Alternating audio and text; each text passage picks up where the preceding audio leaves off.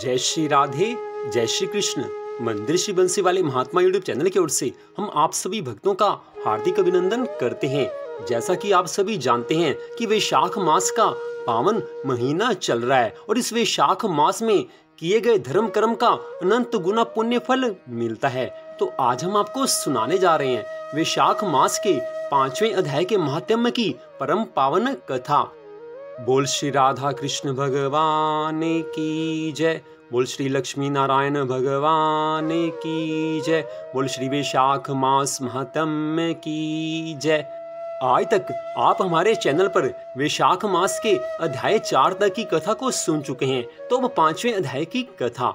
देवऋषि नारद जी राजा अम्बरीश से कहने लगे हैं कि हे राजन, वैशाख मास सब धर्मों, सब तपस्याओं और मासों में श्रेष्ठ है। यह मैं तुमसे कहता हूँ कि जिस समय युग समाप्त हो जाते हैं तथा प्रलय काल में भगवान अनेक से एक होकर सब जीवों को अपने उदर में समेट कर समुद्र में शयन करते हैं, तब इस प्रकार कल्प के बीतने पर वेद भगवान को जगाते हैं और भगवान अपने उदर में स्थित जीवों की रक्षा करते तथा उन्हें अपने अपने कर्मों का फल देने के लिए सृष्टि के रचने का विचार करते हैं।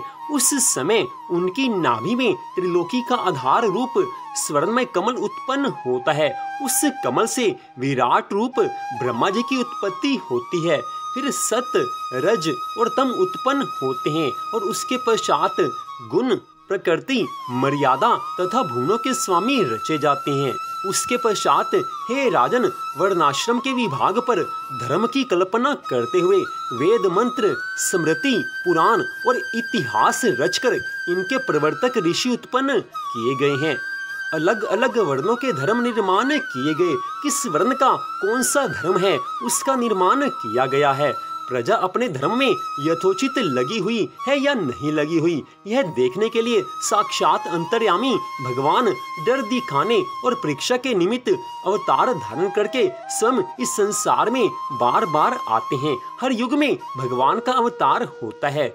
जिस समय संसार में जैसी आवश्यकता हो, भगवान उसी रूप में अवतार धारण करके संसार में धर्म की स्थापना करते हैं। धर्म की स्थापना से ही संसार चलता है। अगर संसार में धर्म नहीं रहता तो उस समय पाप कर्म बढ़ जाते हैं।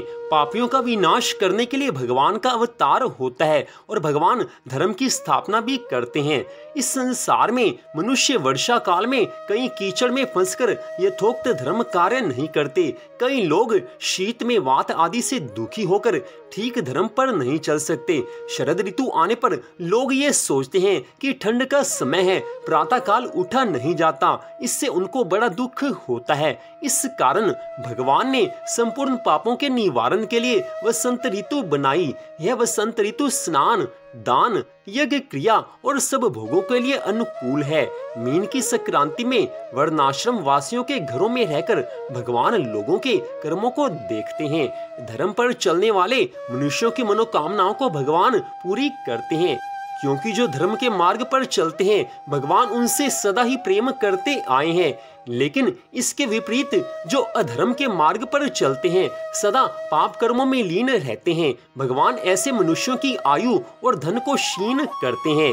जो वैशाख मास के इस पावन समय में अच्छी तरह से भगवान का पूजन करते हैं, अर्थात उन्हीं के रूप साधु महात्माओं की सेवा करते हैं, ऋषि मुनियों की सेवा करते हैं, ब्राह्मणों का सम्मान करते हैं तथा जो अन्य महीनों में नहीं करते किंतु वैशाख मास में ही केवल करते हैं, उनकी पूजा आदि को देखकर भगवान उनको क्षमा कर देते हैं। भगवान भी पूजा से यह देखते हैं कि इस मनुष्य में कितनी श्रद्धा है। भगवान इस मास में प्राणियों की विशेष रूप से परीक्षा लेते हैं। जो प्राणी सदा भगवान की भक्ति में, भगवान की आराधना में लगा रहता है, उसके ऊपर भगवान की कृपा होती है। अन्य मासों में अगर कोई भगवान की सही से भक्ति ना भी कर पाए, लेकिन वैशाख मास में वो पूरी तरह से धर्म कर्म का पालन करे, तो भगवान उस पर कृपा करते हुए उसको सब सुख संपत्ति, धन, वैभव देते हैं और इस मनुष्य जीवन के पश्चात उसको भगवान मोक्ष भी दे देते हैं।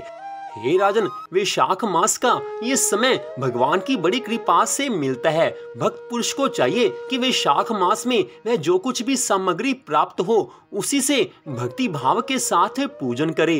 प्रतिमा पूजन में स्नान और अलंकार ही अभिष्ट हैं।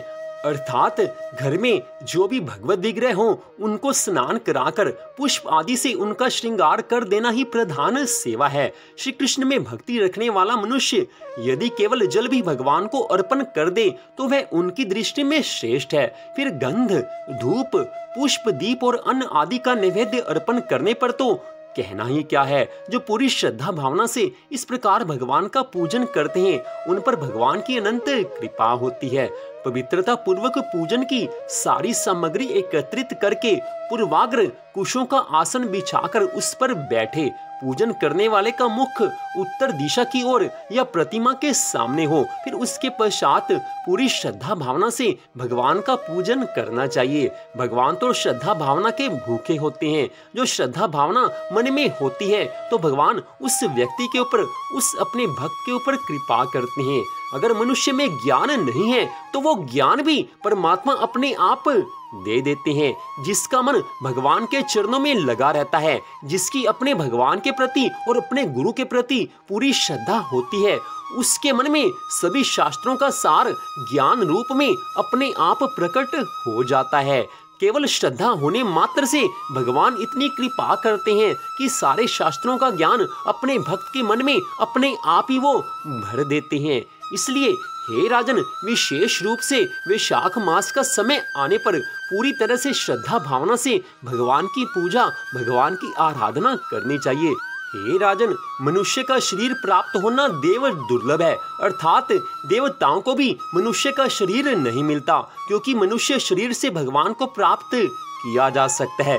मनुष्य का जन्म प्राप्त हो जाने पर भी वैशाख मास का ये समय प्राप्त होना बड़ा ही कठिन है, और जिसको वैशाख मास का पावन समय मिल जाए उसके ऊपर भगवान की अनंत कृपा हुई है, ऐसा जानना चाहिए। अपने ऊपर भगवान की कृपा हुई जानकर अपने मन को भगवान की पूजा में लगाना चाहिए। सदा ये ध्यान में रखना चाहिए कि भगवान ने कृपा से मनुष्य जीवन दिया है। हमारे घर परिवार में सुख शांति तभी बनी रह सकती है अगर हम भगवान की आराधना करें, भगवान की पूजा करें, धर्म के मार्ग पर चले। सभी लोग संसार में सुख चाहते हैं, सभी लोग संसार में धन संपत्ति चाहते हैं और उसी के लिए प्रयास करते रहते हैं।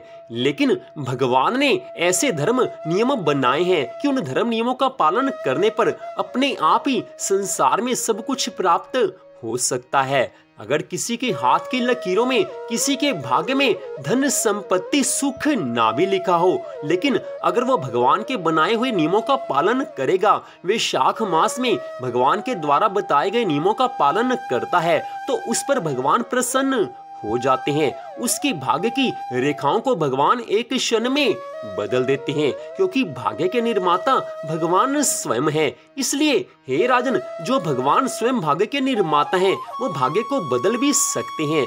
जो मनुष्य सदा पाप कर्मों में लगे रहते हैं, वो भी अगर वैशाख मास में किसी भी तरह से भगवान की भक्ति में लग जाएं, भगवान की पूजा में लग जाएं, भगवान की आराधना में लग जाएं, तो उनका उद्धार भी भगवान कर देते हैं। क्योंकि भगवान तो मनुष्य की वर्तमान की श्रद्धा भावना को देखते हैं।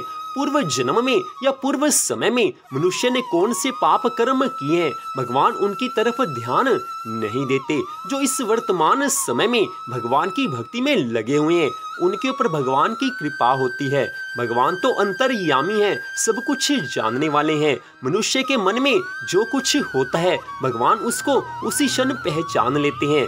इसलिए हे राजन, मनुष्य शरीर प्राप्त होने पर और उसके बाद भी वैशाख मास का पावन समय प्राप्त होने पर अपने मन को भगवान के चरणों में लगा देना चाहिए। भगवान तो मनुष्य की वर्तमान की श्रद्धा भावना को देखते हैं। अगर पापी मनुष्य भी भगवान की भक्ति करना आरंभ कर दे तो इस वैशाख मास में भगवान उस पर भी कृपा करते हैं।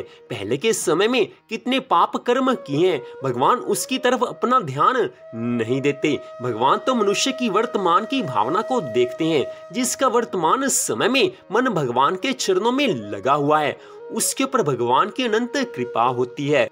इसलिए हे राजन, संसार में आकर संसार से व्यवहार करना उचित बात है। संसार से व्यवहार किया जा सकता है, व्यवहार के बिना संसार का काम नहीं चलता है। लेकिन प्यार करने योग्य प्रेम करने योग्य तो केवल एकमात्र परमात्मा है। भगवान श्री कृष्ण जी से किया गया प्यार जन्म मरण के चक्रों से छुटकारा दिला देता है। भगवान श्री लक्ष्मी नारायण जी, भगवान श्री हरि विष्णु जी से किया गया प्रेम, उनके चरणों में की गई अपनी भक्ति से जन्म मृत्यु के संकटों से मनुष्य छुटकारा पा सकता है। जन्म मरण के चक्रों से छुटकारा प्राप्त करने का एकमात्र साधन भगवान की भक्ति ही है। 84 लाख योनियों से छुटकारा दिलाकर भगवान ने हमें ये मनुष्य जीवन दिया है और इस मनुष्य जीवन में हम भगवान की प्राप्ति कर सकते हैं। तो वैशाख मास में पूरी तरह से अगर तुम धर्म कर्म का पालन करोगे तो तुम्हें भी भगवान की कृपा प्राप्त हो जाएगी और अंत समय में तुम्हें भगवान के धाम में स्थान मिलेगा,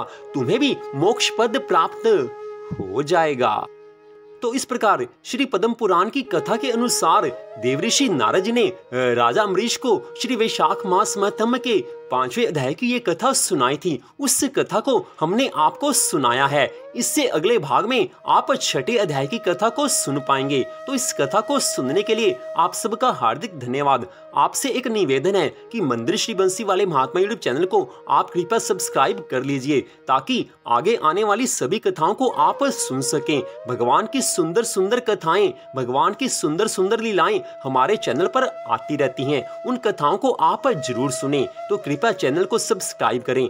वैशाख मास के पिछले अध्याय 1 से लेकर अध्याय 4 तक की कथा के लिंक को हमने इस वीडियो के डिस्क्रिप्शन में दिया हुआ है। आप किसी भी अध्याय की कथा को सुन सकते हैं। तो आज की इस कथा को सुनने के लिए आप सबका हार्दिक धन्यवाद। भगवान श्री राधा कृष्ण जी की, श्री लक्ष्मी नारायण भगवान जी की अनंत कृपा सदा आप सब पर बनी रहे। इसी मंगल कामना के साथ जय श्री राधा रानी सरकार की, जय श्री कृष्ण भगवान की, जय श्री लक्ष्मी नारायण भगवान जी की, जय वैशाख मास महात्म्य की। जय जय श्री राधे, जय जय श्री राधे, जय जय श्री राधे श्याम।